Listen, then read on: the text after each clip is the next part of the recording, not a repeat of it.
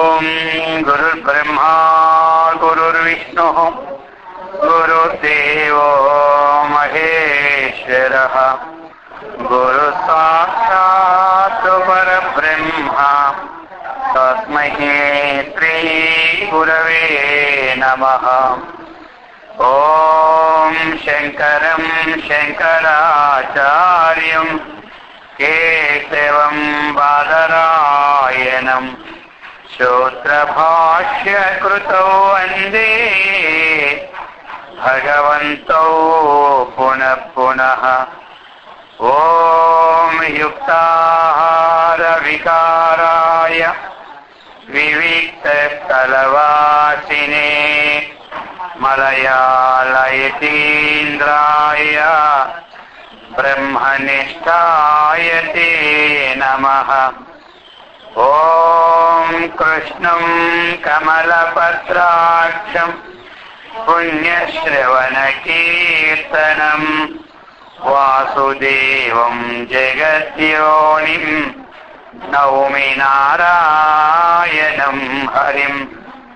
ఓం సర్వమంగళమాంగళ్యే శివే సర్వార్థసాధికే శరణ్యే త్రయంబకే గౌరీ నారాయణి నమోస్తుతే. ఓం సహనావవతు సహనౌ భునక్తు యం కరవావహై తేజస్వినావధీతమస్తు మా విద్విషావహై. ఓం శాంతి శాంతి శాంతి. హరి ఓం తత్సత్తు.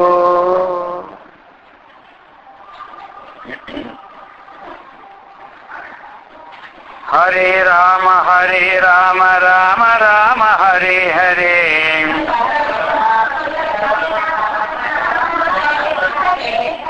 హరే రామ రామ రామ హరే హరే.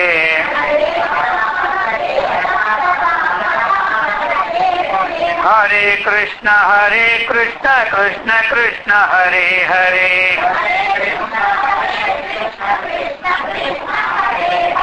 హరే రామ రామ రామ హరే హరే.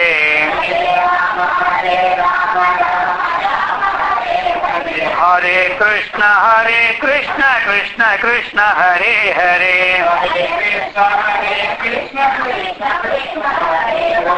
హరే రామ రామ రామ హరే హరే.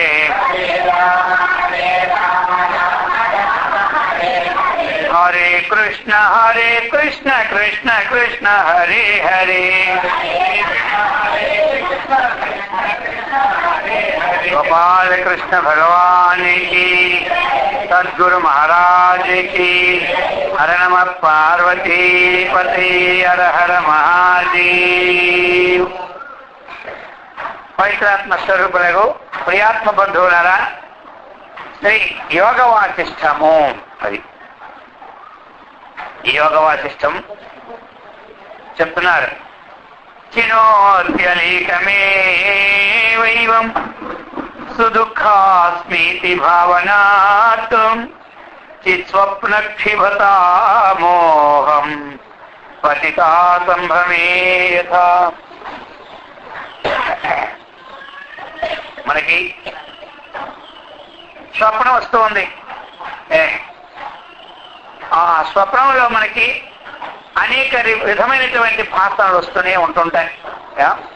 ఆకాశంలో మనం కాళ్ళ మీద నడిచేట్టు వస్తాయి. దేవలోకం వెళ్ళి దేవేంద్రుడు అయిపోయినట్టు వస్తాయి. ఒక్కొక్కప్పుడు ఉన్మత్తుడైపోయినట్టు వస్తానమాట. మత్తులో ఉన్నవాడు ఏ విధంగా ఉంటాడో ఆ విధంగా ఉంటాడు. అనేక రకరకాలుగా ఆ స్వప్నంలో మనకి వస్తాయి.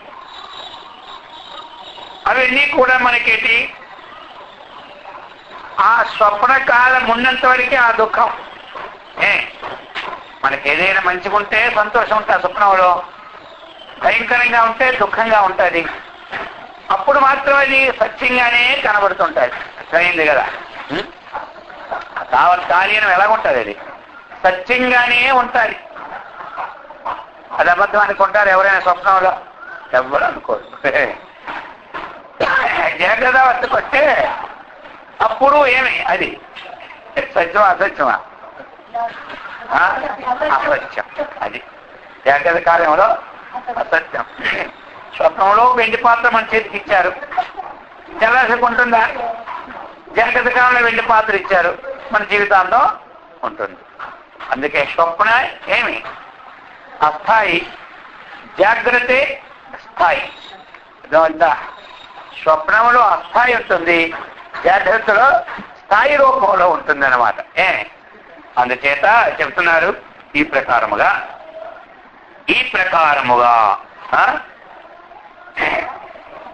ఈ చైతన్యమే తన్ను దుఃఖయుక్తముగా భావించుకుంటున్నాడు. స్వప్నములో బాధ పెట్టినప్పుడు మనం బాధపడుతున్నాం. జాగ్రత్త అవస్థలో ఏమనుకుంటున్నారు? ఈ చైతన్యమే నాకు ఇంత బాధ పెడుతుంది అనుకుంటున్నారు. అంటే ఏమిటి? ఆ దేవుడే నాకెంత బాధపడుతున్నాడు అంటా లేదా ఒక సమయంలో? అది ఎలా అనుకుంటున్నాము? అజ్ఞానవశముగా ఏమి ఈ జీవము జగద్భావమును పొందుతున్నది అనమాట. అజ్ఞానవశించారు. స్వప్నంలో బాధపడుతూ ఉన్నాడు. పడుతుండి స్వయంగా ఈయనకి ఏం బాధలే. ఎందులో?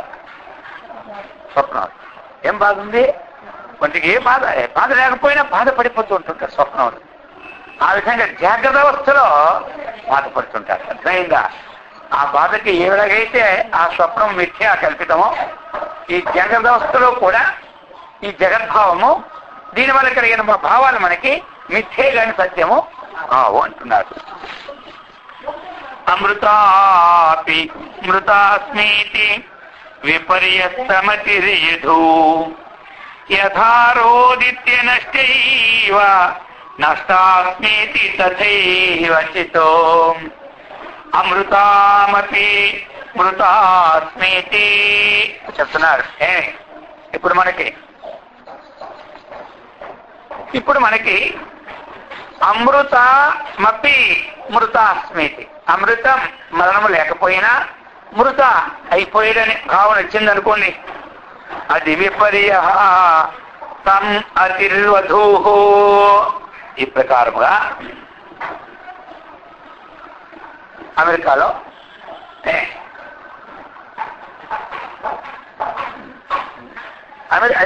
అమెరికాలో ఏమిటి మనకి చెప్పండి. ఊళ్ళో మన బంధువులు ఉన్నారనుకోండి, అమెరికాలో మన బంధువులు ఉన్నారనుకోండి. సరే, ఇప్పుడు అమెరికాలో ఉన్నవాడు ఒక ఆయన, మనకి కూడా అతడు స్నేహితుడే. ఆయన ఒక రాష్ట్రంలో ఉన్నాడు, ఈయన ఒక రాష్ట్రంలో ఉన్నాడు. మనకు సంబంధమైన వారు ఒక రాష్ట్రంలో ఉంటారు, మన స్నేహితుడు ఇంకో రాష్ట్రం ఉన్నాడు. పేరు ఒక్కటే. ఫలాని ఇండియా నుంచి వచ్చినటువంటి ఫలాని మోహన్ రావు గారు మరణించారని విన్నాడు అక్కడ. మరి మనకు సంబంధమైన మోహన్ రావు కాబట్టి ఆయన వెంటనే ఫోన్ చేశాడు. అర్థమైందా? అయ్యా, మోహన్ రావు గారు ఎవరో ఒక్కలే కదా ఉన్నారు, అందుచేత ఏమి ఆయన పోయాడు అన్నారు. ఆయన ఏమన్నారు? అది ఆయన పోయాడు అన్నారు. సరే, ఆయన పోయాడు అనేసరికల్లా ఆయన మరి ఇంకేం చేస్తారు? ఏడుపులు మొదలెట్టారు. అయిందా? ఏమన్నారు? ఏడుపు మొదలు పెట్టారు. ఏడుపు మొదలు పెట్టేస్తుంటే ఇప్పుడు వాస్తవికంగా ఈయన అబ్బాయి పోలే. అర్థమైందా? ఈయన అబ్బాయి వాస్తవంగానే ఉన్నాడు, కానీ దూరాన్ని ఉన్నాడు, తెలియదు కదా. ఆయన తెప్పించారు. ఇప్పుడు ఈయన ఏమైంది తెలుస్తూ ఉన్నారు. కర్మలు చేయడానికి కూడా సిద్ధపడుతూ ఉన్నారు, వెళ్ళడానికి కూడా సిద్ధపడుతూ ఉన్నారు. అయిపోయిందా? అయితే ఆ యథార్థాన్ని మనం తెలుసుకోక ఉన్నా సరే అమృతమపి, బ్రతికి ఉన్నప్పటికీ కూడా మృతం చనిపోయాడు అనేసరికల్లా వ్యక్తి ఇది వస్తుందన్నమాట. ఒకవేళ నిజంగా ఉన్నారు ఒక అబ్బాయి ఎవరికోరికి ఉంటే ఆయన ఎలాగున్నారు అన్నాడు. ఆయనకి తెలీదు, బాగానే ఉన్నాడు అన్నాడు. ఈయన పోయి 6 నెలలు అయిపోయాయి. పోయి 6 నెలలు అయిపోయింది. 6 నెలల కింద చూశాడు ఆయన, మళ్ళీ వెళ్ళలేదు. ఎలాగున్నాడు? నేను వెళ్ళినప్పుడు చాలా బాగున్నాడు అన్నాడు. బాగున్నాడు, ఏం పర్వాలేదు అన్నాడు. సరే, ఈయనకి ఇంకా సంతోషం అయిపోయాడు. కానీ ఏమన్నా మనిషి ఉన్నాడా? లేదు. ఇది అనమాట ఈ భేదభావం అన్నటువంటిది అజ్ఞాన దశ వల్ల. మనం ఎవరము? నిత్య శుద్ధ బుద్ధ ముక్త స్వరూపులము, సచ్చిదానంద స్వరూపులము. మన ఆత్మకి ఏనాడు కూడా చావనిది లేనే లేదు. అందుచేత ఈ యొక్క విచారణ జ్ఞానాన్ని మనం పొందలేకపోతే ఏమంటారు, మనకి నేను పోతున్నాను కదా అనేటువంటి దుఃఖము అజ్ఞాన విషయం చేత ఉంటుందన్నమాట. అది మన విచారణ చేత పోగొట్టుకోవాలి. అది మన విచారణ ద్వారా పోగొట్టుకునే ఉపాయం ఏమిటంటే, ఎప్పుడైతే ఆయన పోయాడన్నారో అయినా సరే నేను వెళ్ళి చూడాలి ఒకసారి అనుకుని వెళ్ళాను. ఎక్కడ ప్లేస్ వెళ్ళి కానీ హాయిగా ఈ లీజుగా ఆయన పొగిచేస్తున్నారు. అయ్యయ్యో, అజ్ఞానం చేత నేను తెలియక నేను రోధించాను అని అనుకున్నాడు. అలాగనే మనం కూడా తెలియక నేను సుఖిని, నేను దుఃఖిని, అర్థమైంది కదా, నేను చాలా తక్కువ వాళ్ళను, నాకెవరు లేరు అని ఒక అజ్ఞానవశం చేత మనకి వస్తూ ఉంది.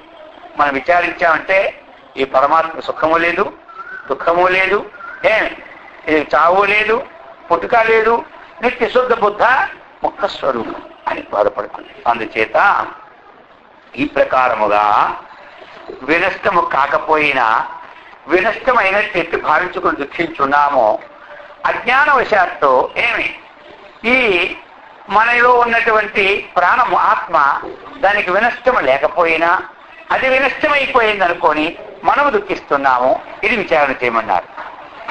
చిత్తం హి కారణం తు అస్యాః సంసారానుభవే చితే నచ తత్కారణం కించిత్ అన్యత్వాద్య సంభవాత్. చిత్తం హి కారణంతో అస్యాః సంసారానుభవే చితే. ఈ ఎక్కడ తెలుస్తుంది మనకి సుఖ దుఃఖాలన్నీ? అంతఃకరణంలోనే తెలుస్తాయి. ఆ అంతఃకరణమే చింతనాత్మకమైన మాట. అందుచేత మనకి ఏం చెప్పారు? మన మనుష్యానాం కారణం బంధమోక్షయో, మన ఏవ మనుష్యానాం కారణం బంధమోక్షయో. అక్కడ మనస్సు అన్నాడు, ఇక్కడేమన్నాడు? చిత్తం అన్నాడు. మనస్సన్నా చిత్తమన్నా ఒక్కటే. అయితే ఇది వృత్తిని పెట్టి 2 విధాలు వచ్చింది. సంకల్పేకాలు అయితే మనస్సు అయింది, చింతిస్తూ ఉంటుంటే చిత్తం అయింది. ఇంకా ఒకటి చిత్తం ఆడతారు, నువ్వు చిత్తశుద్ధి చేసుకోరా అంటారు. నీకు మనశ్శుద్ధి లేనే లేదా అంటారు. అర్థమైందా? నీకు మనశ్శుద్ధి లేదా అంటారు, చిత్తశుద్ధి లేదా అంటారు. అందుకే చిత్తశుద్ధి అన్నా మనశ్శుద్ధి అన్నా ఒక్కటే అనమాట. చిత్తశుద్ధి లేని శివపూజ లేలరా విశ్వదాభిరామ వినురవేమ అన్నారు. అందుకని చిత్తశుద్ధి కలగాలి. అది చెప్తున్నారు ఇక్కడ మనకి. చిత్తం హి కారణాతు అస్యాః. కాబట్టి ఈ సమస్తానికి కారణం ఏమిటి? చిత్తమే. అందుచేత చిత్తమే చైతన్యం యొక్క సంసార అనుభవములకు కారణం. ఈ చిత్తమే చైతన్యం యొక్క సంసార అనుభవానికి కారణం ఏమిటి? చిత్తమే. చైతన్యము సాక్షాత్ కారణం కాదు. చైతన్యం యొక్క అన్నారు ఇక్కడ. చైతన్యము నుంచి ఉద్భవించింది కాబట్టి సంసారము చైతన్యము యొక్క సంసారము. అర్థమైందా? అతని యొక్క పుత్రుడు అంటాం. అప్పుడు ఏమంటారు షష్ఠిలో? అతనికి పుత్రుడు పుట్టిన కాబట్టి అతని యొక్క పుత్రుడు అంటాం. అలాగే చైతన్యం యొక్క సంసారం ఈ చైతన్యము అన్నటువంటిది చైతన్యం యొక్క సంసారం అంటే అర్థం ఏమిటి? ఈ చైతన్యము అన్నటువంటిది ఆ సంసార ఈ జగత్తు నుంచి ఉత్పత్తి చేసింది. అందుకు చైతన్యం యొక్క సంసారం. అయితే మరి ఆ అనుభవానికి కారణం ఏమిటి? చిత్తం. అర్థమైందా? మన జగత్తు చైతన్యం సృష్టించింది. అనుభవానికి కారణం ఏమిటి? చిత్తమే. ఇప్పుడు మనం తింటూ ఉన్నాం. ఒక వస్తువు ఒకటి చాలా బాగుంది అంటారు, అదే వస్తువు కొనేమంటారు. ఏం బాగుంది అంటారు. తినే మరి అనుభవం ఆ తారతమ్యాలు చిత్తాన్ని బట్టి వస్తూ ఉంటుంది. ఒక ఆయనకి చల్లగా పాలు తాగితే బాగుంటుంది, ఇంకోటి చల్లగా తాగితే మర్చిపోతుంది. ఏమైనా ఇప్పుడు ఇంకోటి చల్లగా తాగితే టీ అనేది ఒకరు చల్లగా తాగుతారు, ఒకరు వేడిగా తాగుతారు. అప్పుడు ఏమవుతుంది? ఆ చిత్త భ్రమకిది ఇవన్నీ కారణాలు, వారి యొక్క అనుభవాన్ని పెట్టా అది ఈ ప్రకారముగా చెబుతూ ఉన్నారన్నమాట. అందుచేత చిత్తుకు వ్యతిరేక్తమైన వస్తువు లోకములో కించిత్తైనా లేదు, అది అనమాట. ఏం హి కారణాభావ్యాత్ చేతి అస్య అసంభవాదితి నాసౌ చిత్తం తతశ్చేత్యం యత్న తచ్చేత్యతే మయా. ఇప్పుడు అంటూ ఉన్నారు, ఏవం హి కారణాభావాత్, కారణం అభావాత్, ఇట్లు కారణమే లేకున్నట్టు వలన ఏమి దృశ్యముకు ఈ జగత్తు కూడా లేనిదవుతున్నది. ఏమంటారు? కారణాభావే కార్యాభావ, చిత్తము పరికల్పన తత్ఫలము జగత్తు కూడా అసత్యమే అవుతున్నది. ఏమంటారు? వేదాంతం ఇది అర్థమైంది కదా. కారణాభావే కార్యాభావ, అర్థమైంది కదా వాక్యం.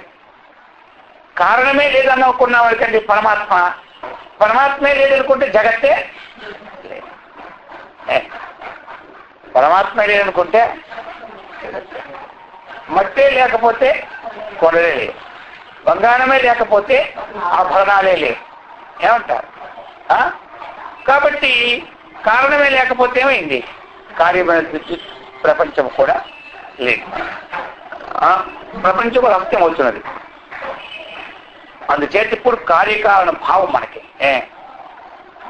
అయితే కారణము ఉంది, జగత్తు ఉంది అనుకుంటున్నాం మనం, పరమాత్మ జగత్తుకి కారణమని. కారణము నష్టమైతేనే జగత్తు నష్టమవుతుంది, నియమేమీ లేదు. కారణము నష్టమైతేనే జగత్తు నష్టమవుతుంది అని నియమం లేదు.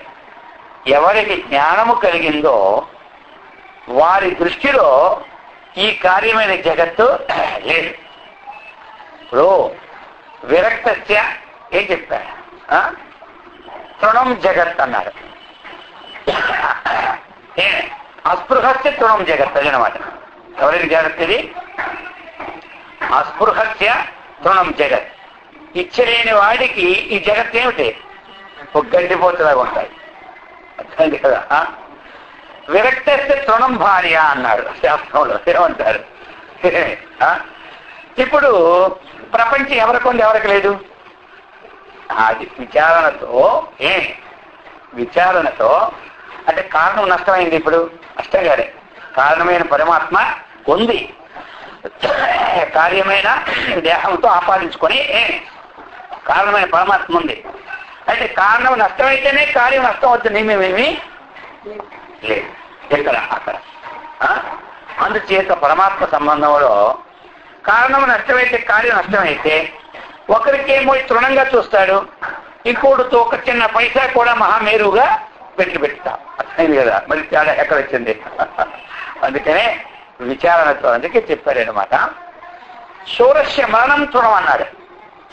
శూరస్య మరణం తృణం అన్నాడు. మరణం సామాన్యుడికి భయం కదా. హతో ప్రాప్తి స్వర్గం చిత్వా భోక్షే మహీం అన్నాడు శ్రీకృష్ణ పరమాత్మ. ఇందుకే ఎవరిస్తాం? యుద్ధంలో చచ్చావా స్వర్గం వస్తుంది, గెలిచావా రాజ్యం వస్తుంది. పో. శౌర్యం తేజో ధృతి ధ్యాఖ్యం యుద్ధేచాప్యపలాయనం ఏమి దానమీశ్వర భావత్య క్షాత్రం కర్మ స్వభావజం. క్షత్రియ స్వభావిక కర్మ ఏమిటి? శూరత్వం, శౌర్యం. శౌర్యం అంటే ఏమిటి? శూరత్వం. తేజ ఏమి? ధృతి, ధైర్యం. తేజు శౌర్యం, తేజు, ధృతి, దాక్ష్యం అంటే ఏమిటి? దయాబుద్ధి. ఇవన్నీ ఉండాలి. అందుకని ఇప్పుడు చూడండి, వాణిజ్యంతో తన జీవితానికే లెక్క చేయదు. ఇంకొకరికి ఇంత పురుగు ఏదైనా విషపురి కరిస్తే మనకి ఎలాగుంటుంది? ఏమో ఇప్పుడే డాక్టర్ దగ్గరికి వెళ్ళి ఏదో ఒక దానికి విలువ ఇంజక్షన్ మనం ఇప్పించుకోవాలి, తర్వాత మనకే ఆడుతుంది.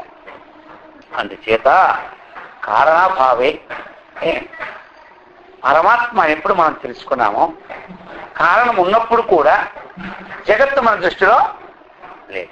ఆత్మతత్వాన్ని అన్వేషించినప్పుడు ఏమి మరి జగత్తు లేకుండా పోతే. ఇంకొకటి, ఒక్కరికి ఆత్మజ్ఞానం కలిగినంత మాత్రమున ఆత్మ కదా ఒకరికి కలిగితే అందరికీ ఏమి కలిగిపోదు. ఏమంటారు?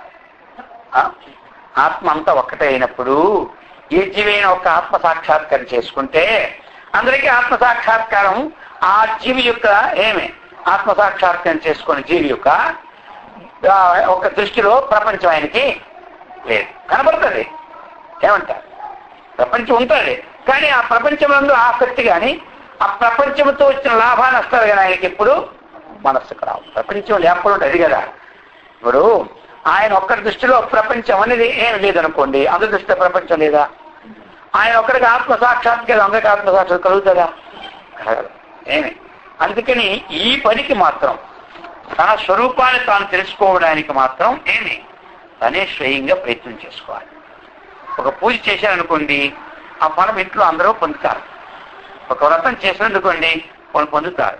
ఒక దానం చేశారనుకోండి, ఆ ఇంట్లో ఫలం అందరూ పొందుతారు.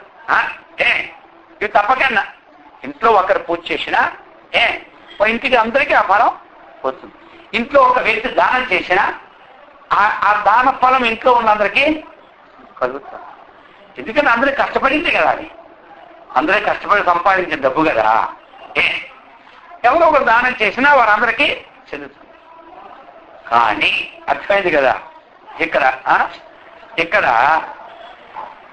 జ్ఞానం మాత్రం ఎవరు సంపాదించుకుంటే వారికే జ్ఞానం కలుగుతుంది. ఇక్కడ అది మాత్రం తెలుసుకోవాలి. ఈ జ్ఞానం ఉంది కదా, ఈ సత్సంగమైన జ్ఞానము, శాస్త్రవిచారణ జ్ఞానము, గురువుల ద్వారా మనం చేస్తున్న సాధన జ్ఞానము, ఇది మాత్రము ఎవరికి వారే యమునా తీరే. అర్థమైందా? ఇక్కడ మాత్రం ఏ వాటాలు లేవు, ఎవరి హక్కులు వారి అన్నమాట. ఏమంటారు? ఓటు హక్కులైనా వారు లేకపోతే దీని మొదలైన రావచ్చు, కానీ సమయానుకూలంగా ఆ మనిషితో ఈ మనిషి ఇది ఎక్కడ అనుకోదాం. ఏమంటారు? ఇక్కడ మాత్రం ఎవరికి వారే యమునా తీరే. అందుకని జ్ఞానం సంపాదన చేసుకోవాలి. ఎవరైనా అన్నారనుకోండి, ఆ దేవుడి స్వామి అక్కడ పొరపాటుగా చెప్తున్నట్టుంది అన్నారనుకోండి, అది వారి కోట అనగాలి. సరే, మీరు అలా అంటున్నారు కదా, మరి ఇంట్లో తండ్రి ఉన్నారు, కొడుకు ఉన్నారు, అర్థమైంది కదా. ఉండేటప్పుడు కొడుకు నోట్లో ఏదో ఒక పుండు ఉంది, దాని కారణం చేసిన అన్నం అయినా తినలేకపోతున్నాడు. ఇప్పుడు తండ్రి అంటాడు, నీకేం పర్లేదు, హాయిగా నువ్వు పడుకో, నేను తింటూ ఉంటుంటాను, నీ కడుపు నిండుతూ ఉంటుంది అన్నాడు అనుకోండి, నిండుతారా? జ్ఞానం కూడా అంతే. అదేంటి కదా, ఎవరు ఒకరు తింటే ఒకరు కడుపు ఎప్పుడు నిండదు. ఒకరికి మాత్రలు వేసుకోవడానికి ఇష్టం లేదు ఇంట్లో భార్యకు అనుకోండి, లేకపోతే భర్త గారికి ఇష్టం లేదు అనుకోండి, పోనీ భార్య గారిని మీకు ఎందుకు లేండి, మీకు ఇష్టం లేకపోయినంత మాత్రంలో పర్వాలేదు, మీ మాత్రలు నేను చక్కగా మింగేస్తానండి అన్నారు అనుకోండి. ఆరోగ్యం ఎవరికి మాత్రలు మిగిలితే వారికి ఆరోగ్యం, కానీ పరస్పరం అక్కడ మాత్రము ఏమీ లాభమే. ఎవరికి ఆరోగ్యము చేకూరాలనుకుంటున్నారో వారే మందుని సేవించాలి మాత్రమే. ఇంకోటి ఉందనుకోండి, సరే అలా అయింది కదా, నేను మాత్రలు మింగుతాను, కానీ ఆ డాక్టర్ గారు చెప్పిన పథ్యం మాత్రం నేను మాత్రం ఆచరించలేను అని అంటారు. అదే మాత్రలు మింగితే మీరు చాలు, పథ్యం అంతా నేను ఆచరిస్తానంటారు వాళ్ళు, మిగతావా? అవుతా? పథ్యం ఔషధ రెండు ఒకే ఒక్కరి ద్వారా అయింది కదా. ఆ విధంగా ఈ అనుష్ఠానం ఉంది కదా, ఈ అనుష్ఠానం కానీ ఈ అనుష్ఠానం ద్వారా మనకి అంతఃకరణ శుద్ధి చేసుకుంటూ ఆ యొక్క మనము జ్ఞాన సంపాదన మాత్రం ఎవరికి వాళ్ళు చేసుకోవాలి. ఇది గుర్తుపెట్టుకోవాలి. అన్ని దగ్గరలా కూడా ఉన్న భోజనం దగ్గర కూడా కలిసి భోజనం చేసి వచ్చాను లేదు, అర్థమైంది కదా. ఈ ఆత్మజ్ఞానం సంపాదించుకునే దగ్గర కూడా ఏం చేయాలి? సంపాదించుకోవాలి. ఇది మెయిన్. దగ్గర వెళ్ళి పర్వాలేదు, వ్రతం దగ్గర కూర్చోండి, ఇంటి దగ్గర కూర్చోండి, పర్వాలేదు ఇదంతా. కానీ ఆత్మజ్ఞానానికి ఒకరు ఏమి లేకపోతే ఇంకొకరు వింటే వీరికి ముక్తి వెళ్ళిపోద్ది అన్నటువంటిది నవ్వుతో నా పరీక్ష ఇంతవరకు ఎవరు పొందలేదు, ఇంకొకడు. అందుకని సంపాదించుకోవాలి ఈ జ్ఞానం సంపాదించుకుంటే గాని మనకి అజ్ఞాన బంధము వేడదు. అది అన్నమాట. అందుకని చెప్తున్నారు ఈ ప్రకారముగా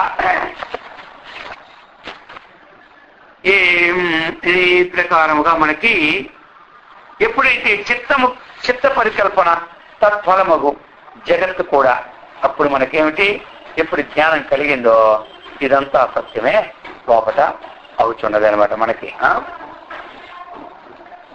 కారణము లేకుండా దృశ్యమగు ఈ జగత్తు కూడా లేకుండా పోతుంది. అప్పుడు ఏమవుతుంది, మనకి ఈ చిత్తము కల్పించుకున్నటువంటి ఆ జగత్తు కానీ మనకి ఎప్పుడైతే అప్పుడు ఆ సమయంలో ఏమవుతుంది, అసత్యం అవుతుంది. మనకి ఎప్పుడు జ్ఞానం కలిగిందో అప్పుడు అసత్యం. అంతవరకు ఇది అసత్యం అనకూడదు, సత్యమే. ఇంకోటి ఉంది, మనకు అసత్యమైనంత మాత్రం ఇక్కడికి ఇది ఇప్పుడు అసత్యమో కాదు. మనం నేర్చుకున్నాం, మనము అక్షరాలు నేర్చుకున్నాం, వాటితో మనకు పని అయిపోయింది. ఇంకా అక్షరాలే వద్దంటే ఎట్లా ఉంటుంది చెప్పండి. మనము అక్షరాలు నేర్చుకున్నాము, మనకు వచ్చేసింది. ఇంకా స్కూల్లో చెప్పేశాడు ఇంకా అక్షరాలు తీసుకోవాలి, ఇంకా అయిపోయింది అక్షరాలు చూసి అంటాడు. అవుదా? మళ్ళీ వచ్చేవాడికి అక్షరం ఉండాలా వద్దా ఏమంటారు? అయ్యా మనం నేర్చుకున్నంత మాత్రం అక్షరములు ఈ అక్షరాలన్నీ మన పూర్తిగా కంటకు వచ్చినాక అయిపోతాయా? అవి మళ్ళీ వచ్చినోడికి ఉండాలి. అలాగనే ఈ జగత్తు అన్నటువంటిది ఎప్పుడూ పరిణామశీలం. సృష్టి ప్రళయకాలం వరకు ఈ జగత్తు ఇలాగనే ఉంటుంది. ఈ జగత్తు సత్యమా అసత్యమా అన్నది విచారణ ద్వారా ఒకటి మనం తెలుసుకోవాలంటే. అసత్యమని తెలిసిపోయింది అనుకోండి, అప్పుడు అందరినీ అనాధారంగా చూడకూడదు. ఇంతవరకు సత్యం అనుకున్నాను కాబట్టి ఎంతగా ప్రేమించాను నేను. ఇప్పుడు నాకు సత్యమని తెలిసి అసత్యమని తెలిసిపోయిందని మిగతా వాళ్ళు ప్రేమగా చూడకపోవడం ఉండకూడదు. అది మళ్ళీ ఏమవుతుందంటే సమభావం లేకుండా పోతుంది. రైదా అప్పుడు మళ్ళీ సమభావం లేకుండా పోతుంది. ఎందుకంటే వారు కూడా పరమాత్మ కంటే భిన్నమైన వారు కాదు. అర్థంగా ఇంతకుముందు శరీర తాదాత్మ్యంతో వారిని ప్రేమించినాం అనుకోండి, ఇప్పుడు జ్ఞాన వైరాగ్యాలు వచ్చే మనకి వచ్చినప్పుడు నాకంటే వారు వారి ఎందుకు వైరాగ్యం వచ్చింది కాదని వారిని మనము విడిచిపెట్టడం కుదరదు. రాముడు అదిగా చెబుతాడు కదా, నువ్వు ఎవరిని విడిచిపెట్టిపోవాలనుకుంటున్నావు? ఎందుకు? పరమాత్మ ఎక్కడ లేదు చెప్పు? నీ తండ్రిలో పరమాత్మ లేదా? నీ కొడుకులో నీ యొక్క బంధువుల్లో పరమాత్మ లేదా? నీ గురువులో పరమాత్మ లేదా? ఎక్కడికి వచ్చి వైరాగ్యం పోతా చెప్పబోయా అన్నాడు. అంత పరమాత్మ స్వరూపంగా భావించుకోమన్నారు. అప్పుడు ఏమంటారు? ఇప్పుడు వైరాగ్యం మనకు వచ్చినప్పుడు ఏం భావించుకోవాలి? సర్వం ఖండితం బ్రహ్మ. వైరాగ్య తీవ్రత ఎప్పుడు మనకు వస్తూ ఉన్నదో ఊరికి ఉపేక్షా భావంతో వదిలిపెట్టడం కాదు. ఉపేక్షా భావంతో వదిలిపెట్టడం కాదు. అప్పుడు పరమాత్మ కంటే భిన్నం లేదు కాబట్టి వారు పరమాత్మ స్వరూపమైన భావముతో అప్పుడు మనం ఏమంటారు? ప్రేమించమన్నారు. అందుచేత ఈ ప్రకారముగా చెప్తున్నారన్నమాట. నదృశ్య దర్శన ద్రష్టరూపం తైలమివోపలే నకర్తృకర్మకరణం దృశీందావివ కృష్ణత. అంటే మరి ఈ దృశ్యం ఇన్ని కనబడుతున్నాయి కదా, మరి ఇవన్నీ పరమాత్మ మీద ఉన్నాయి కదా. పరమాత్మ స్వచ్ఛమే అవుతాడు.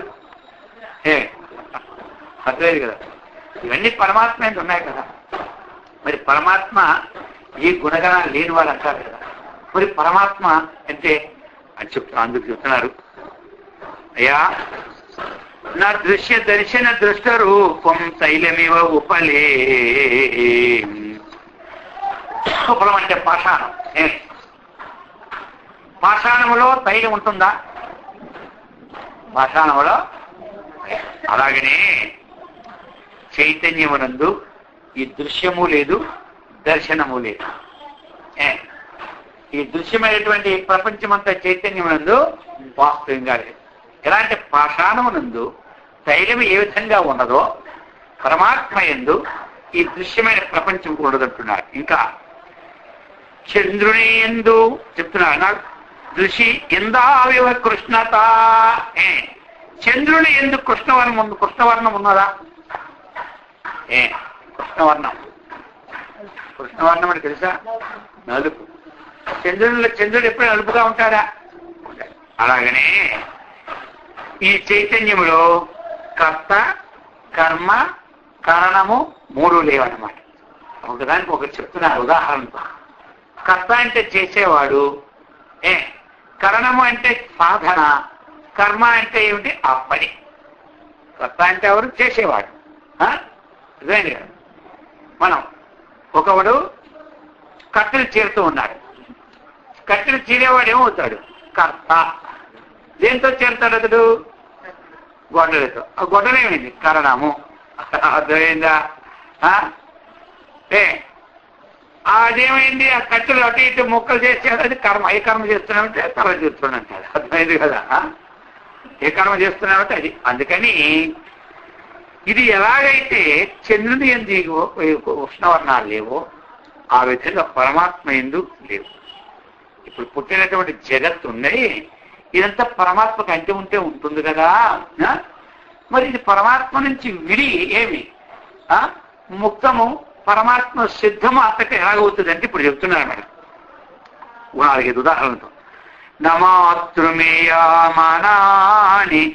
నభసీవ నవాంకుర నచిచేతన చేత్యాది నందనే ఖలిరో యథా. ఇప్పుడు చూడండి, అంకురాలు ఆకాశంలో ఉంటాయా? ఏమంటారు? అంకురాలు ఎప్పుడు ఆకాశంలో ఉండవు. ఆ విధంగా ఈ చైతన్యమునందు ప్రమాత, ప్రమేయ, ప్రమాణములు ఇవి ఉండవన్నమాట. అంకురాలంటే మనకు ఉత్పత్తి అవుతాయి కదా. నవధాన్యాలు దాంట్లో ఇస్తే అంకురార్పణ ఉంటారు. అర్థమైందా? ఈ ప్రకారముగా యజ్ఞాలు అది అంకురార్పణ అయిందా లేదా అంటారు. కాబట్టి ఇవన్నీ అర్థమైంది. ఎట్లాగా ఆకాశమునందు అంకురములు పుట్టవో మరి ప్రమాత, ప్రమేయ, ప్రమాణమైనవని చైతన్యం ఎప్పుడూ కూడా ఉండదు. ప్రమాత అంటే ఏమిటి? మామూలుగా జీవుడిని అర్థం. ప్రమాత అంటే జీవుడు అంటే ఎవరు? అంతఃకరణ అవచ్ఛిన్న చైతన్యం. అయిందా? అంతఃకరణముతో యుక్తమైనటువంటి చైతన్యాన్ని జీవుడు అంటారు. ఆయనకి ఇంకో పేరు ఏమిటి? ప్రమాత. అంతఃకరణముతో కూడిన చైతన్యం ఏదుందో ఆ చైతన్యం పేరేమిటి? జీవుడు.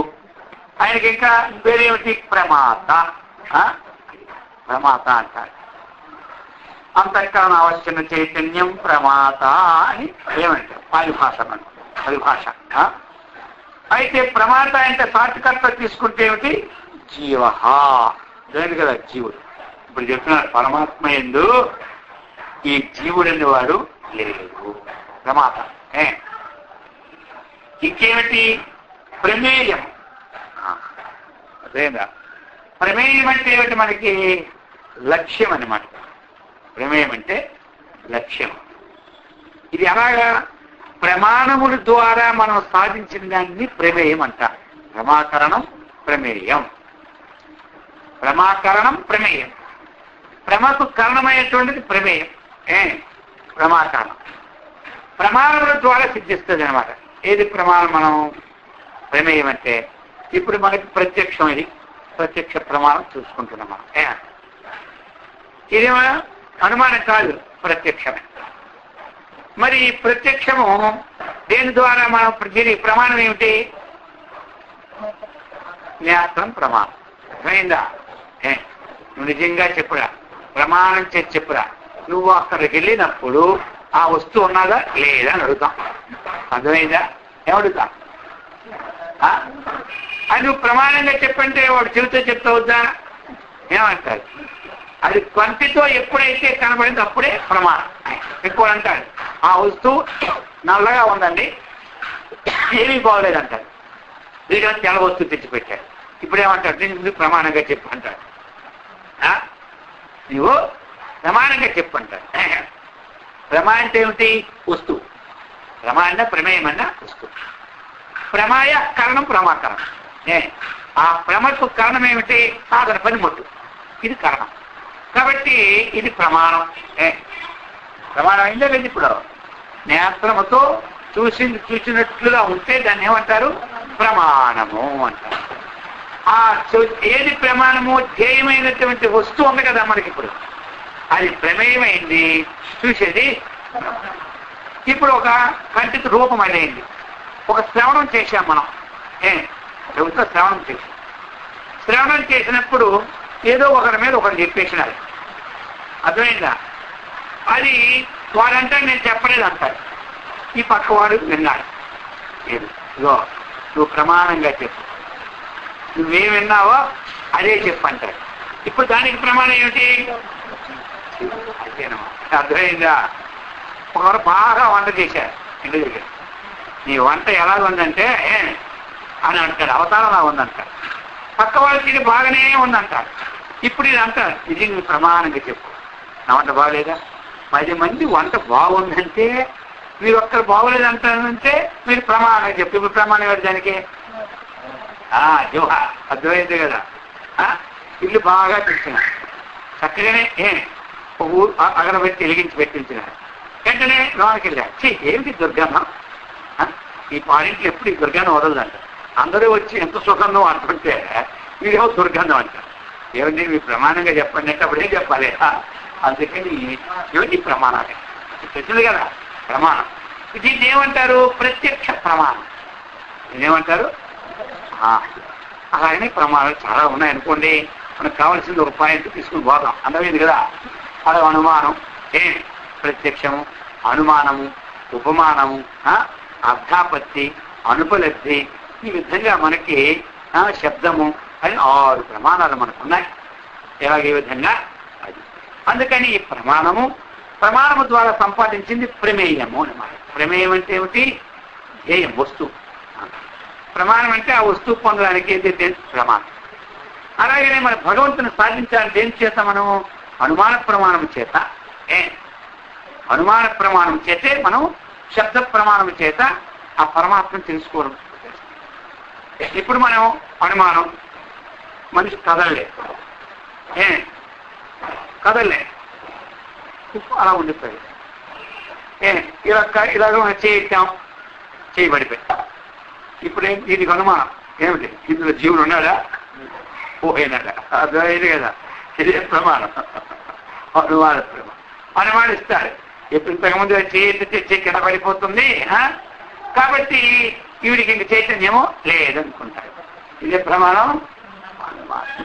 అర్థమైంది? ఆ ప్రకారముగా చంద్రుని వంటి ముఖం నీది అంటాడు. అర్థమైందా? ఇదే ప్రమాణం. ఉపమానం. అర్థమైంది? ఉపమానం. ఆ చంద్రుడి ముఖం ఎలాగుందో ఆ విధంగా ఈ ముఖం ఉంది అంటాం, అంటే ఉపమానమే. అలాగే ఒక శబ్దం తీసుకున్నాం మనం. అర్థమైందా? తత్వమసి. అర్థమైంది? తత్వమసి అంటాడు. ఆగమ ప్రమాణం అంటాడు. తత్వం అసి, ఇది వేదం చెప్పినటువంటిది. శబ్ద ప్రమాణం, ఆగమ ప్రమాణం. ఆ పరమాత్మవే నీవై ఉన్నావంటాడు. ఆ పరమాత్మే కనబడదు, ఈయనలో ఉన్నది కనబడదు. కానీ ఆ శబ్దము ద్వారా అతడే నీవు, నీవే అతడని ఈ ప్రమాణముగా మనకి ప్రమాణం.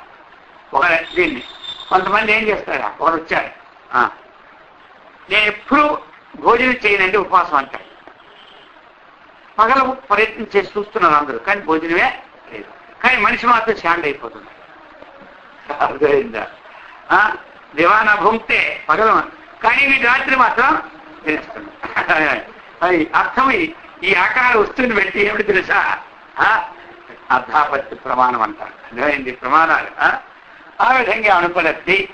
ఇక్కడ ఘటము లేదు, ఘటాభావం ఉన్నది అన్నటువంటిది ఈ విధంగా ప్రమాణాలు అన్నమాట. ఇవన్నీ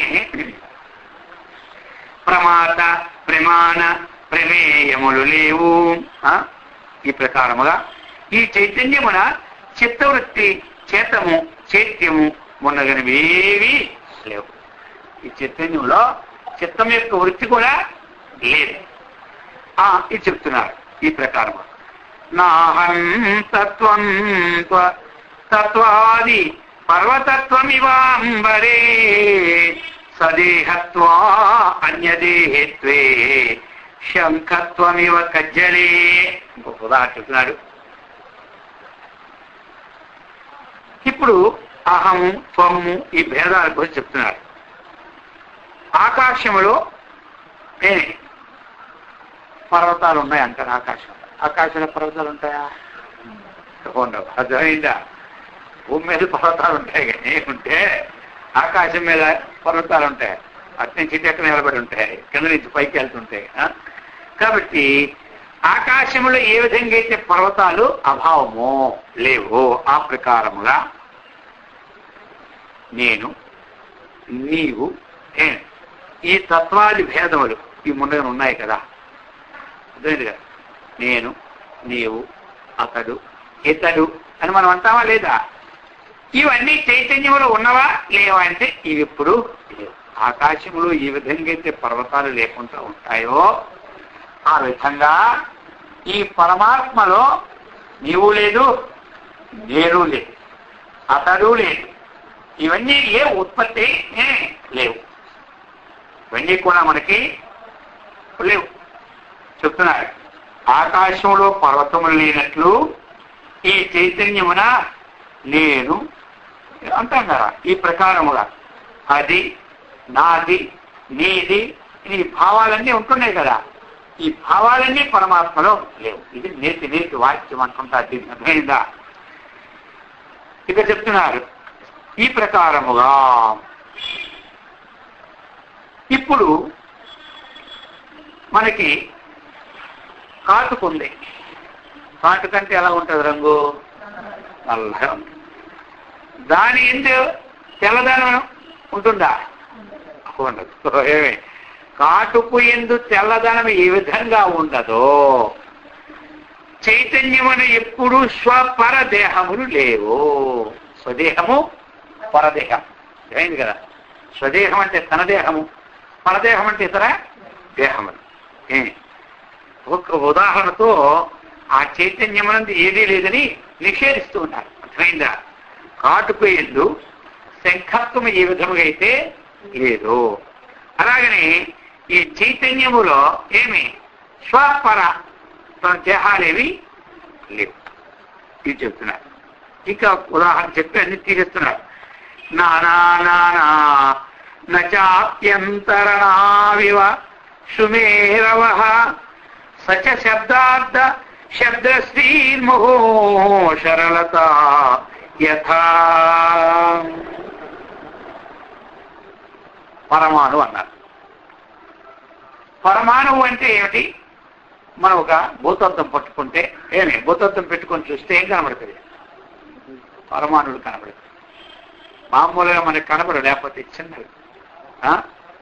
ఆ పరమాణువులు పర్వతాలు ఉండడం సంభవమేనే.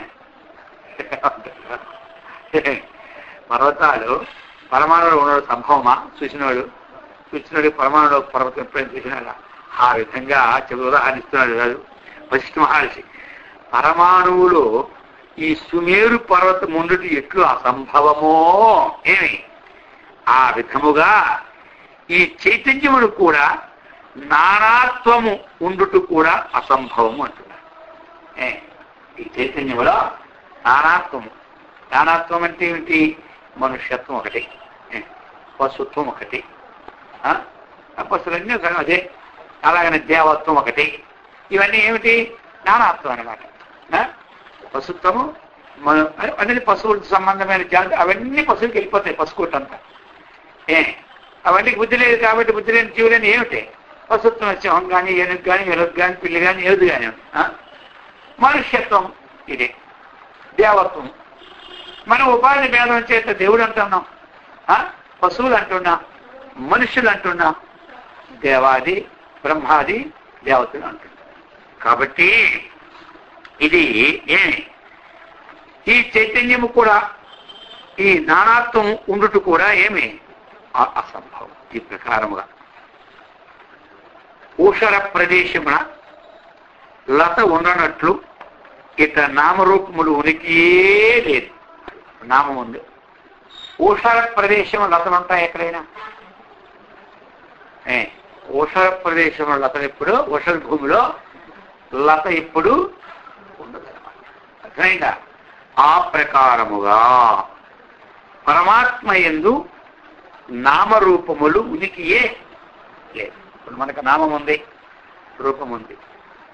ప్రతి వారికి నామం ఉంటుంది, రూపం ఉంటుంది. అయితే మరి పరమాత్మ యందు నామరూపాలు ఉన్నాయా అంటే లేవు చెప్తున్నారు. నామరూపమే జగత్తు. జగత్తు అంటే ఏమిటి? నామము, రూపం. ఇంకా అంతకని ఇంకేమీ లేదు.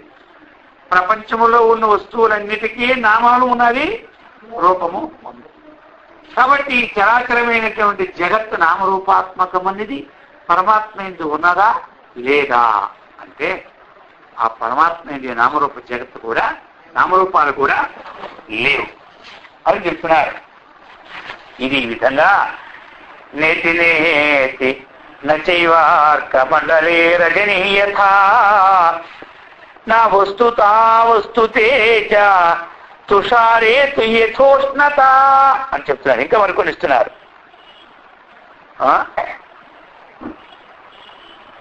ఇక్కడ చూడండి, ఒకటి అనులోమం, ఇంకోటి ప్రతిలోమం. అర్థమైందా?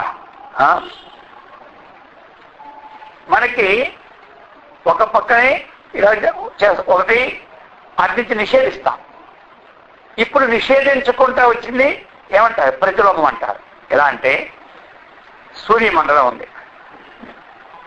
సూర్యమండలంలో రాత్రి ఎప్పుడైనా ఉంటుందా? ఏం ఉండదు. ఆ ప్రకారముగా ఇక్కడ చెప్తున్నారు, దృశ్య వస్తువు నిషేధము కూడా చైతన్యమునందు లేదు.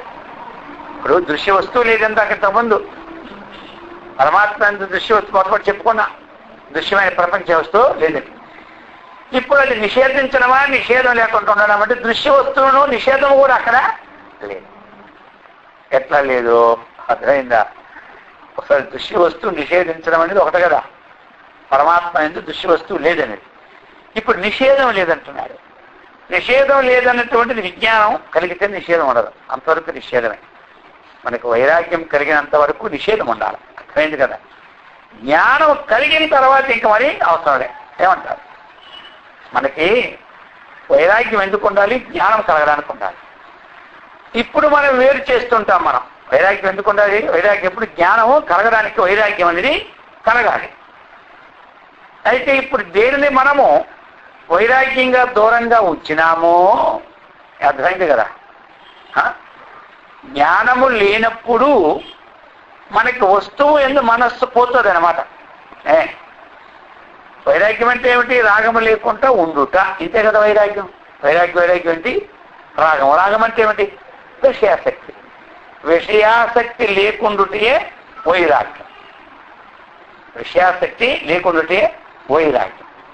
అయితే ఇప్పుడు మనకి విషయాసక్తి అన్నటువంటిది బంధాయ విషయాసక్తం, అంతే కదా. బంధాయ విషయాసక్తం. విషయాసక్తం అనేది బంధము కొరకు అవుతున్నదని చెప్పినారు. విషయాసక్తికి బంధము. ముక్తి నిర్విషయం అని చెప్పినారు. నిర్విషయం అనేది ముక్తికి హేతు అవుతున్నది. విషయాసక్తం అనేది బంధమునికి హేతు అవుతుంది. అందుకని మనము బంధమునికి హేతు అని విషయాసక్తిని దూరం చేస్తున్నాం. ఇది కాదు, ఇది కాదు, ఇది ఇది మన యొక్క అంతఃకరణానికి దోషాన్ని ప్రతిపాదిస్తున్నది. కాబట్టి ఈ విషయాన్ని మనం దూరం చేసుకుని అనుకుంటున్నాం. అయితే జ్ఞానం కలిగిన తరువాత అప్పుడు విశాల భావముతో ఇప్పుడు ఏ దూరం చేసుకున్నాడో అప్పుడు జ్ఞానం కలిగిన తర్వాత ఆ దూరమే ఉంటుంది. విషయం మాత్రం దీనికి సంబంధం కూడా ఉండదు. కానీ ఆ విషయమునందు మాత్రం పరమాత్మ భావన ఉంటుంది. అప్పుడు అది ఇప్పుడు తేడా ఏమిటంటే మనకు ఒక జ్ఞానం కలిగిపోయిన తరువాత ఆ విషయమునందు ఏముంటుంది? పరమాత్మ నుంచి పుట్టినది. కాబట్టి దీనిని ఇంతకు ముందు వేరుగా నా వైరాగ్యం కోసం వేరు చేశాను. కానీ ఇప్పుడు వైరాగ్యం మనకు సిద్ధించింది. మన నియమ వ్రతాన్ని మనం చీలిస్తూనే ఉన్నాం. కానీ ఇంతకు పూర్వం ఆ వస్తువు మనకు కనబడితే మనకు ఎక్కడ వైరాగ్యం పోతే ఇది తిప్పుకుండేవాళ్ళం అనమాట. ఇప్పుడు ఆ విషయం కనబడినా ఏమి ఇది పరమాత్మ స్వరూపే కాబట్టి మనకి ఇది ఏమి ప్రీతి పాత్రమే. కానీ వస్తువు మనకి ఏమి వస్తువు ఎంతవరకు అంతవరకు ఉంచుకున్నా ఇప్పుడు దాని ఎందుకు అప్రీతి అంటే తెలియదు. ఎందుకంటే పరమాత్మకైతే భిన్నము కాదని తెలుస్తుంది. అప్పుడు జ్ఞానం కలిగాక. జ్ఞానం కలకముందు ఇది పరమాత్మకంటే ఏమి పరమాత్మకంటే భిన్నము కాదు అనే విషయం మనకి అర్థం కాదు. అందుకు పరమాత్మ ఎందు ఎప్పుడు ప్రీతి ఎక్కువ అవుతూ ఉన్నదో పరమాత్మకు సంబంధించిన వస్తువులు ఎందుకు కూడా అంతఃకరణ వృత్తి లేకుంటే ప్రీతి పడుతుంది. అప్పుడు అది ఇప్పుడు మనకు అంతఃకరణ వృత్తి పడతాయి. ఏదైనా వస్తువు మంచిది ఉందనుకోండి, వెంటనే కన్ను వెళ్ళి అది చూసి దాని వృత్తిని లోపల రికార్డ్ చేసుకుంటారు. ఏంది కదా, అది అనమాట. ఈ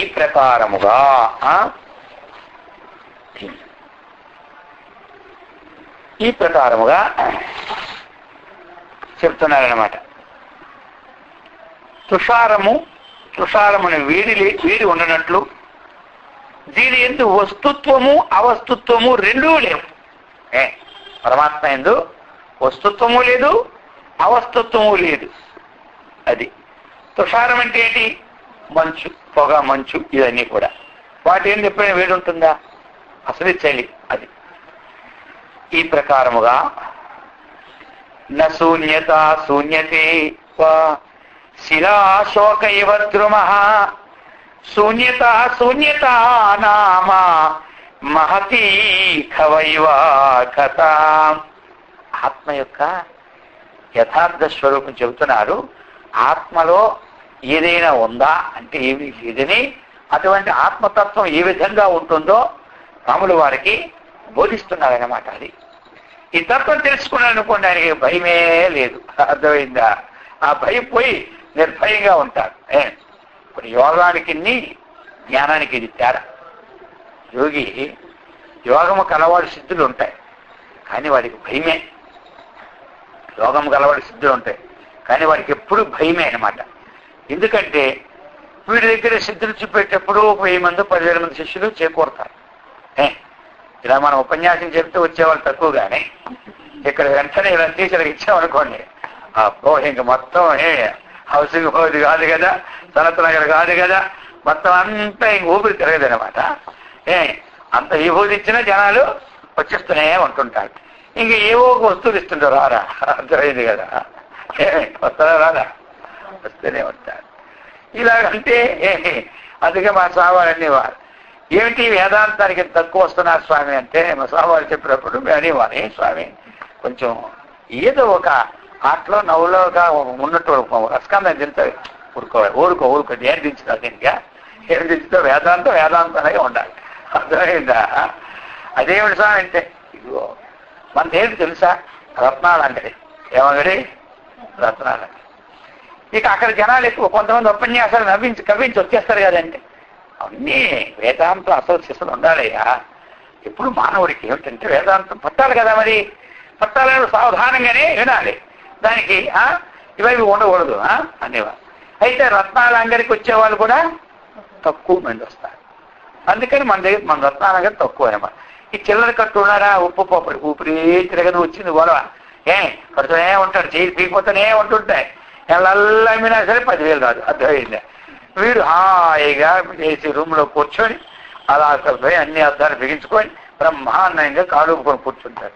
ఒక్కటి అమ్ముకోవాలా, ఒక నెలకి 10 లక్షలు కూడా వచ్చేస్తాయి. ఆ ప్రకారంగా ఏమంటారు, ఇది మన దేగడి ఇప్పుడు మంది ఇప్పుడు రత్నాల అంగడి. అర్థమైందా? సరే, ఈ ప్రకారముగా ఏమి నూన్యత శూన్యతేవా శిలాకోశ ఇవ ద్రుమః శూన్యత శూన్యత నామ మహతీ ఇవా కథ అంటున్నారు. ఎలా అంటే శిలాగర్భమున వృక్షము జన్మింపనట్లు.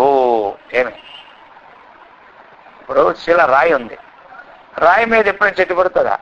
ఎప్పుడు రాయిలో చెట్టు పుట్టదు అనమాట. ఆ ప్రకారముగా ఈ చైతన్యమున శూన్యత అభావములు కూడా లేవు. ఇది చాలా లోతైన విషయాలు ఇవన్నీ, అర్థమైంది కదా. ఇప్పుడు మనకి కొంతమంది శూన్యవాదులు ఉంటారు. ఒక్కదానికి ఒక్కరు చేసిన వాదనలన్నీ ఈ శ్లోకాలతో తెగిపోతాయి, టకా టకా టకా అని, అర్థమైంది కదా. ఆరోపణ చేసిన వాళ్ళందరినీ హోదా తెగిపోతుంటాయి. ఈ చైతన్యమున శూన్యత అంటారు. కొంతమంది ఏమంటే శూన్యమయ్యా, శూన్యాన్ని ఉపాసించంట. శూన్యం ఉంది ఇక్కడ, అర్థమైందా. ఇది శూన్యము కాదు, అశూన్యము కాదు, అదే రెండింటికి ఇదేమిటి విలక్షణ అనమాట. పరమాత్మ మనము భావం ఉండడానికే అనుకుంటున్నాం. భావాలకు అతీతం పరమాత్మ. భావాలకి అతీతం. భావం అంటే వస్తువు, అభావం అంటే ఏది లేనిది అనమాట. ఈ రెండింటికి అతీతమైంది పరమాత్మ. అలాగే శూన్యం అంటే ఏమిటి? సున్నా, అర్థమైంది. ఏమి సున్నా. కాబట్టి శూన్యం అంటే ఏమీ లేదంటారు. కొంతమంది ఏమంటారు శూన్యం నుంచే జగత్తు పుట్టిందంటాడు. అది ఇంకేం చెప్పండి. శూన్యం నుండే ఈ జగత్తు పుట్టింది అంటాడు అనమాట. అది ఇకవాడి అసత్తు నుండి జగత్తు వచ్చిందంటాడు. పేడ నుండి పురుగులు ఎలా వస్తున్నాయో, ఏమి పేడ అసత్తు కదా, అసలు ఆ పేడ ఎక్కడి నుంచి వచ్చిందో తెలియదు వీడికి, ఏమంటారు. అదే దానికి మూలం పరమాత్మ సృష్టి అని తెలియదు. పేడ జడ వస్తువు కాబట్టి పేడలో పుట్టిన పురుగులు చైతన్యవంతములు కదా. మరి ఏమయ్యా అసత్తు నుంచి సత్తు పుడుతుందా లేదంటారు. ఉదాహరణ చెబుతారు, అర్థమైందా. కానీ ఈ పేడ అనేటువంటిది మర్చిపోయినారు. ఇది ఎక్కడి నుంచి వచ్చింది మనకి? ఆ పరమాత్మ నుంచి పుట్టినట్టు అంశమే ఇది. ఇది లేదు. ఇది చైతన్యం నుంచి వచ్చిందా లేదా పేడ? చైతన్యం లేకుండా పేడ వస్తారా? ఇప్పుడు గోవు చైతన్యవంతం ఉంటే కదా పేడ మనకు వస్తుంది. మరి పేడ మరి ఆ మూలం నుంచి వచ్చింది కదా. చైతన్యం నుంచి ఏదొచ్చిందో చైతన్య ఆపాదం అయినే ఉంటుంది. అది ఎప్పుడు కూడా మనకు కనబడినా కనబడకపోయినా దానికి ప్రకృతి యొక్క సిద్ధమైనటువంటి విషయాల వల్ల దాని నుంచి కొన్ని జీవులు మనకి ఉత్పత్తి జరుగుతూ ఉంటుంటాయి. అయిందా? ఇప్పుడు మనకి ఒక జీవిది, ఈ చైతన్యం మన ఆత్మ. ఇప్పుడు ఇందులో ఎన్ని ఉన్నాయి మనకి? చిన్న చిన్న జీవులు. ఆ చిన్న చిన్న జీవులు సరిగ్గా పని చేయకపోతే మరి డాక్టర్ గారు అది పెరగడానికి ఇస్తుంటుంది అనమాట లోపల మందులు, అర్థమైందా. ఒక్కసారి మనం శౌచాలయకి వెళ్ళినప్పుడు పెద్ద పెద్ద జీవులే పోతున్నాయే అంటుంటాయి. ఇప్పుడు తక్కువ కానీ పూర్వం బెల్లాలు ఎక్కువ తినేసేవారు అన్నమాట. ఎంతెంత పావులు అందుకని తిరిగి వచ్చేసేది అనమాట. వాన పడితే వస్తుంటాయి కదా వాన పావులాగా, అర్థమైందా. మరి చూడండి సృష్టి ఎట్లా మరి. ఈ చైతన్యం అంటే ఇక్కడ ఉంటూనే ఉంటుంది. అందులో మళ్ళీ అది ఒక ఆ పుట్టినటువంటిది కూడా కాసేపు ఇటు అటు ఆడుతూ ఉంటుంది, అర్థమైంది. మరి చైతన్యంతో ఆడుతుంది అది. ఈ విధంగా సరే. అందుకని ఆత్మతత్వం అన్నటువంటిది పరాకాష్ఠ చెప్తున్నారు ఇప్పుడు ఇదంతా. ఆ చైతన్యమున శూన్యత యొక్క అభావములు. శూన్యత అంటే ఏమీ లేకపోవడం. శూన్యత అంటే ఏమీ లేకపోవడం. ఏమీ లేకపోవడం అంటే ఏమిటి? అర్థమైందా? ఇప్పుడు శూన్యత అనేది ఏమిటి? లేదు. శూన్యతకు అభావం అంటే లేదా? రెండా భావాలా? ఉన్నది. అర్థమైందా? శూన్యత అంటే లేదు, శూన్యత అభావం అంటే ఉన్నది అన్నమాట. ఈ శూన్యత ఉంది, అస్తిత్వం కూడా. శూన్యత అనేది ఇక్కడ చెప్పాడు. ఈ చైతన్యం శూన్యత అభావములు కూడా లేదు. శూన్యత లేదు, అస్తిత్వము కూడా అది అనమాట. ఘటాభావ అభావ అంటారు తర్కశాస్త్రంలో. ఘటాభావం అంటే ఘటం లేదు, అభావం అంటే ఘటం ఉన్నది, అర్థమైందా. అది తర్కం అంటారు దీన్న. సరే. ఆకాశం యొక్క విశాలత ఏమి? ఆకాశం యొక్క విశాలత చెప్తా. శూన్యత ఖే అంటే ఆకాశం యొక్క విశాలత అశూన్యములుగా పరివేశింపక. ఆకాశం విశాలత అది లేనిది కాదు, అర్థమైంది కదా. అశూన్యం అంటే ఏమిటి? శూన్యము లేనిది. శూన్యం అంటే లేనిది, అశూన్యత అంటే ఉన్నది అనమాట. లేనిది కాదు, ఉన్నది కాకుండా పరివేశింపక. ఎంత దూరం మనం పోతూ ఉన్నామో అన్ని మేలు కట్టుకొని పోతుంటూనే ఉంటాం. స్వచ్ఛ భావమునే పరివేశించున్నది. దాని యొక్క స్వభావమైనటువంటి భావాన్ని మనకి ఇస్తున్నది. కేవలం కేవలీ భావా స్వచ్ఛతైవ అవశిష్యతే న చిత్తాత్ కస్యచిత్ దోషాత్ జాతయై తదవాప్యతే కేవలం కేవలీ భావా చెప్తాను. ఇప్పుడు ఈ ప్రకారముగా ఆ చైతన్యం యొక్క శూన్యత్వ విశేషణము కూడా ఇంతకుముందు శూన్యము చెప్పినారు. ఆ శూన్యత్వము చైతన్యమునందు దోషము లేదు చెప్పినారు అన్నమాట ఇందాక మనకి శ్లోకంలో, ముందు శ్లోకములో చెప్పి శూన్యత భావములు కూడా లేవన్నారు ముందు శ్లోకాలు. శూన్యత లేదు, అస్తిత్వము కూడా లేదని చెప్పారు ఆ ముందు శ్లోకం. ఇక్కడ చెప్తున్నారు ఇప్పుడు మనకి ఆ చైతన్యం యొక్క శూన్యత్వ విశేషణము కూడా నిర్మల భావమునే ప్రవేశించున్నది. ఇప్పుడు శూన్యం అన్నారు అనుకోండి, ఆ శూన్యం అన్నటువంటిది మలదోషమా? ఏదైనా ఒక మలం అంటే పొనివికి ఒక పొగలాగాని ఒక బూడిదిలాగాని ఉంటుందా? శూన్యం అనేది ఉంటుందా? అది కూడా మలరహితమైనటువంటి విషయమే. శూన్యం మనం అంటుంటాం చూసారా, ఏమీ లేదని. అదేమిటది? అది శుద్ధమైనటువంటి దాన్నే ప్రకాశింపజేస్తున్నది అనమాట. విశేషం అనమాట చాలా. ఏమీ లేదు లేదా అంటారు. ఏమీ లేదంటే అక్కడేమిటి? ఏ ఒక్క ధూళి దుకాణం ఏమీ ఉండదు. శుద్ధత్వమే ప్రకాశింపజేస్తుంది అనమాట. అది ఇంట్లోకి వెళ్ళారు, ఇంట్లో ఒక్క వస్తువు లేదయ్యా అంటే నిర్మలంగా ఉంది ఇంట్లో అన్నాడు. అర్థమైంది ఇప్పుడు ఇవన్నీ వస్తువులు మనం పెట్టామనుకోండి ఇల్లు నిందన్నా, అందుకే పెద్ద పెద్ద వాళ్ళ ఇంట్లో ఏం పెట్టరు. అవన్నీ ఒక గది పెట్టుకుంటాం. ఇల్లు ఎలాగా అంత ఎలాగ ఉంటుంది అంటే ఏమీ ఉండదు, అంతే. ఆ బల్ల ఒకటి ఉంటుంది, అంతే. కూర్చోవాలి. ఇప్పుడు దేని ప్రకాశం ఏమీ లేదు అన్నటువంటిది దేనికి మనకు ఆస్పాదమైంది? నిర్మలత్వానికి ఆస్పాదమైంది. అది ఏమంటారు? అది కూడా నిర్మలత్వం అనేది ఏమిటి? ఆత్మ యొక్క విశేష గుణం. నిర్మలత్వం ఏమిటి తెలుస్తుంది కదా. ఒకవేళ ఎవరైనా శూన్యం అన్నా ఆ శూన్యం నిర్మలత్వాన్నే ప్రకాశింప చేస్తూ ఉన్నది. ఆ నిర్మలత్వం ఆత్మ స్వభావమే కానీ ఆత్మకంటే భిన్నము కాదు అన్నటువంటిది ఏ విధంగా వచ్చినా ఆత్మతత్వ అన్వయం అని చెప్తున్నారు. ఈ ప్రకారముగా అది స్వచ్ఛ భావమనే పరివేశించున్నది అని. కాబట్టి ఈ సంసార రూపము అనర్థము ఒకానొక చిత్తము యొక్క దోషమున సంభవించుచుండుట లేదు. ఈ యొక్క మనకి చెప్తున్నారన్నమాట. ఒకానొక చిత్తము యొక్క దోషమున సంభవించుచుండటం లేదన్నారు. అంటే ఇక్కడ అర్థం ఏంటి? మనకి పరమాత్మ అన్నటువంటిది నిర్మల స్వభావము కాబట్టి ఆ నిర్మల స్వభావమైనటువంటి విజ్ఞానం మనకి ఎప్పుడు కలిగిపోయిందో అప్పుడు మనకి ఈ చిత్తము యొక్క దోషము ఏది మనకి సంభవించటే లేదు. ఇస్తుందా? చిత్తం అనేక దగ్గరికి వెళ్ళి అనేక చిన్నవాడి ఈదులోకి వెళ్ళాడంటే ఎన్ని తగులను తీసుకొస్తూనే ఉంటుంటారు. వాడు ఈదులోకి పోయినాడంటే మన నీసాడేనో అలా కొట్టి వచ్చాడేనో వాడి వీడు కొట్టి పడిపోయాడేనో ఏదో ఒకటి వస్తూనే ఉంటుంటాయి. ఆ ప్రకారముగా ఎప్పుడైతే ఈ పరమాత్మ యొక్క విజ్ఞానాన్ని వీడు పొందుతున్నాడో ఈ చిత్తము ఇటువంటి విషయాలు తిరుగుతూ ఉన్నప్పటికీ ఆ చిత్తము యొక్క దోషములు ఏవి పరమాత్మకు సంభవింపవు. అంటే ఆ చిత్త వృత్తి అన్నటువంటిది మళ్ళీ ప్రవేశించదు అనమాట. అర్థమైంది కదా? చిత్తవృత్తి ఎప్పుడు ప్రవేశిస్తుంది? వీడు నిత్యబుద్ధ శుద్ధ ముక్త స్వరూపుణ్ణు, సచ్చిదానంద స్వరూపుణ్ణు అన్న భావం ఎప్పుడైతే నీకు ఉదయం అయిపోయిందో చిత్తం సంచారం చేస్తున్నా సరే ఆ చిత్తములో గల దోషాలు ఏమి వీనికి సంప్రదించు. అర్థమైంది కదా? నేను నిత్య శుద్ధ బుద్ధ ముక్త స్వరూపుణ్ణు, సచ్చిదానంద స్వరూపుణ్ణు అన్నటువంటి ఒక ప్రతిమ కలిపోయింది అనుకోండి వీనికి బాగా.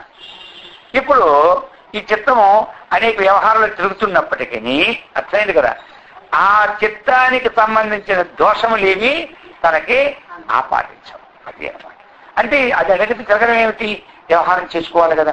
నేను పరమాత్మ అనుకున్నా తిండి తినాలి, వంట చేసుకోవాలి, అలాగనే భోజనానికి సామాను తెచ్చుకోవాలి. ఈ వృత్తులు ఉండేటప్పుడు మళ్ళీ ఈ వృత్తులన్నీ కూడా వచ్చి పరమాత్మ స్వరూపానికి అడ్డుగలుగుతాయేమంటే ఇది ఇప్పుడు ఒక్కసారి జ్ఞానం కలిగిపోయిన తర్వాత వ్యవహారంలో మనం ఉన్నాను వాడు బద్ధుడు కాదు. యోగయుక్తో విశుద్ధాత్మ విజితాత్మ జితేంద్రియ సర్వభూతాత్మ భూతాత్మ కుర్వన్నపి లిప్యతే. చెప్పారు భగవద్గీత చెప్పింది కదా. యోగయుక్త విశుద్ధాత్మ, యోగయుక్త విశుద్ధాత్మ చెప్పిన యోగయుక్తుడుగా ఉండాలి, విశుద్ధాత్ముడిగా ఉండాలి. ఇటువంటి వాడు ఏమవుతాడు? విజితాత్మ అన్నాడు. విజితాత్మ అంటే ఏంటి? మనకి జయింపబడిన మనస్సు కలవాలి. యోగయుక్త విశుద్ధాత్మ. జితేంద్రియ ఇంద్రియ నిగ్రహం కలవాలి. వీడు కృత్వాతి సకలమైన కార్యములు చేస్తున్నప్పటికీ నా నిబధ్యతే చెప్పబడాలి. అందుకని మనము ఈ ఆత్మతత్వము అన్నటువంటి విషయము అది పట్టడమే కష్టం. ఏమంటారు? ఇది పట్టిందా బాస్, ఇది పట్టడమే తీవ్ర వైరాగ్యం. మళ్ళీ వైరాగ్యం కోసం నిషేధించక్కర్లేదు. అసలు వైరాగ్యం అంటే ఏమిటి? నిజంగా ఆత్మతత్వాన్ని మనం శీలిస్తూ ఉంటుంటే మనకి వేరేగా వైరాగ్యము అన్నటువంటిది ప్రత్యేకంగా మనం శీలించే పని లేదు. ఎందుకంటే ఏదో ప్రీతిగా పోయిందో ఒక విషయం ఉందో వస్తువునందో మనం ఏమనుకుంటాం? అది వైరాగ్యం లేదనుకుంటున్నాం, అంతే కదా. ఇప్పుడు ఆ ప్రీతి అనేటువంటి ఆత్మతత్వంతోనే సంబంధపడి ఉండిపోతే ఇది అసలు వైరాగ్యం అన్నారు. ఎప్పుడు ఆత్మతత్వంతో మనం పొంది ఉన్నామో దీనికంటే అధికమైన లోకం ఏమీ లేదు. దీనికన్నా అధికమైనది ఏది? ఎం లబ్ధ్వాచ అపరం లాభం మన్యతే అధిక అన్నారు, అంతే కదా. ఏ లాభాన్ని పొంది ఇంతకంటే అధికమైన లాభాన్ని తలంపడో భగవద్గీత చెప్పారా మనకి? శ్రీకృష్ణ పరమాత్మ చెప్పారు కదా. ఎం లబ్ధ్వాచ పరం లాభం మన్యతే అధికం తతః యస్మిన్ దుఃఖేన గురుణాపి విచాల్యతే. యస్మిన్ స్థితోన దుఃఖేన గురుణాపి విచాల్యతే. ఏ లాభాన్ని పొందారో ఎం లబ్ధ్వాచ అపరం లాభం అంతకంటే కూడా లేదు. ఆ స్థితిని పొందినవాడు ఆ స్థితిని పొందినవాడు యస్మిన్ స్థితేన దుఃఖేన ఏ గురుణాపి గొప్ప దుఃఖములో పడినప్పటికీ కొంచెము కూడా విచాల్యతానికి ఉండదు. అందుకని ఆత్మతత్వములో మన చింతన చేయడమే నిజమైన వైరాగ్యం. వైరాగ్యం అంటే ఏమిటి? విషయాలను దూరం చేసుకోవడం వైరాగ్యం. ఇది ఒక తరహా. మరి ఆత్మతత్వంతోనే మనం కూడి ఉండడం ఏమిటి? అది అసలైన వైరాగ్యం. ఇప్పుడు సుఖ మహర్షి ఉన్నారు. ఆయన ఎప్పుడైనా వైరాగ్యవంతుడు అన్నాం మనం. ఆయన దృష్టిలో ఎప్పుడైనా ఇది కాదు ఇది కాదు అన్నాడా? చెప్పండి. మనం ఇది కాదు వైరాగ్యం మనం తెచ్చుకుంటున్నాం. అర్థమవుతుంది అందరికీ. ప్రకృతికి విపరీతమైనటువంటి పరమాత్మకి సంబంధమైనవన్నీ వేద విహిత కర్మలు. వేద నిషిద్ధ కర్మలు అనేవి ఏమైంది? అది వైరాగ్యం లేకపోవడం, అంతే కదా. ఇప్పుడు వేద నిషిద్ధ కర్మలు ఆచరించామంటే అదేమైపోయింది? దాని రాగం ఉందన్నమాట. అప్పుడు మనకేమంటారు? వైరాగ్యం లేదంటారు. అయిపోయిందా? వాటిని వాళ్ళు నిర్మూలించుకుంటాం. ఎలాగో ఈ జ్ఞానం ద్వారా ఇది కాదు ఇది మంచిది అనుకుంటాం. కానీ స్వతంగా చూడండి, శుక్రుడు శుక్రుడు పుట్టినప్పటి నుండి కూడా ఆయన ఎప్పుడు మళ్ళా ఇది కాదు దీనికి దూరంగా ఉన్న భావన ఆయనకి ఉందా? ఆయన మొదటి నుంచి దేన్ని పట్టుకున్నాడు? ఆత్మతత్వంతో పట్టుకున్నాడు.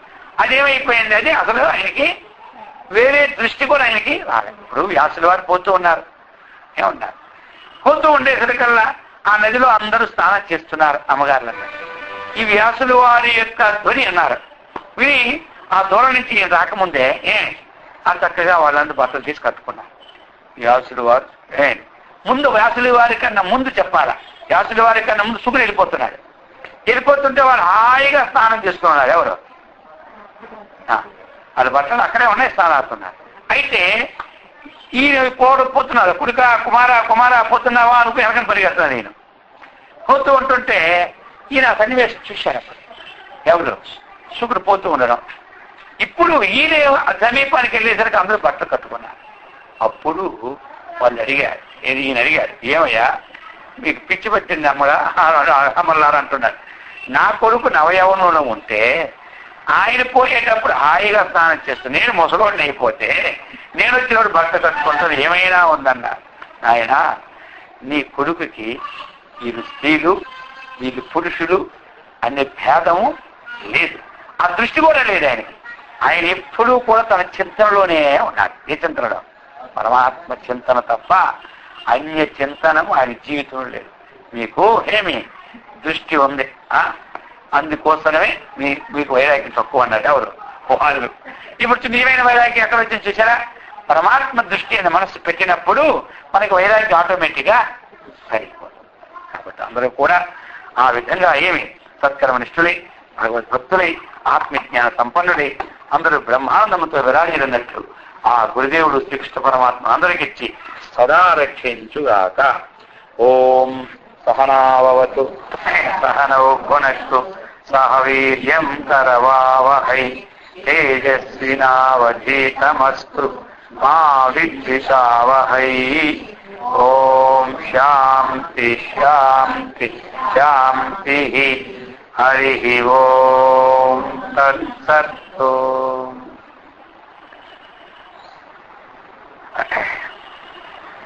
ఓం ఓంకారం.